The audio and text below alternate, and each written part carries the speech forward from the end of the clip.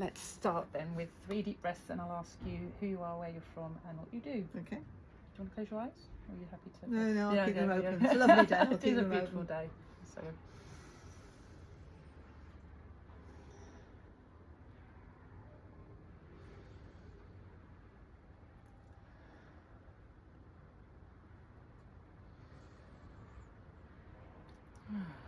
Nice. So who are you, where are you from, and what do you do?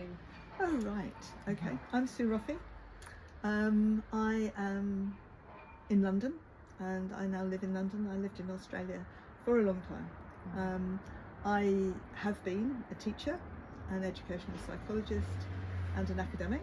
I'm now an honorary academic professor at University College in London, and my work has been for many years around school and student well-being and all of the issues that incorporate that. So relationships, resilience, social and emotional learning, approaches to behaviour that are respectful and not based in reward and punishment, and teacher well-being, and whole school culture really, which is where the latest books come in.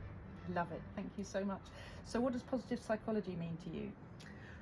For me, it's been very much about prevention of mental health difficulties, of kids feeling bad about themselves, teachers feeling bad about themselves, and it's about what you do to promote well-being. So positive psychology for me is about being solution focused. And I think when I first came across it, you know, I was a psychologist who was involved with identifying problems and looking for interventions and possibly even treatments.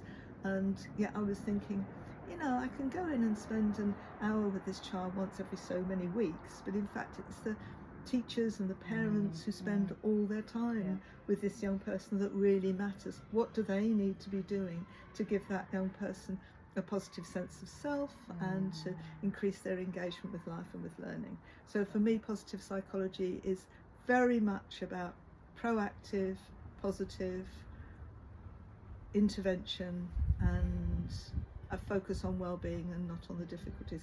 I'm not saying that there isn't a place for discussing problems, but I'm saying that the way positive psychologists approach things, I think for me, fits with my whole set of principles, values and perspectives. Absolutely love that, thank you. So which positive psychology intervention would you say has had the greatest impact in your life? On my life? That's really interesting, because one of the things that I live with on a daily basis really, which can be difficult for other people sometimes, is that I do live with an attitude of gratitude. Oh, lovely. You know, I feel that I have been so incredibly blessed with where I live, the relationships around me, the fact that I have food in my stomach, a roof over my head, the ability to see the sky, hear music. There are so many things to be grateful for. And I know that one of my raison d'etre is to try and look at what I can do to give other people the maximum of that. And you know, a lot of the things that people moan about are such first world problems. You know, they get themselves into such a stew about, you know, not finding a parking place or something else, and you think, get a life. Yes, absolutely. So you sort of touched into community there. What's the positive psychology intervention you think could make the biggest difference in your community?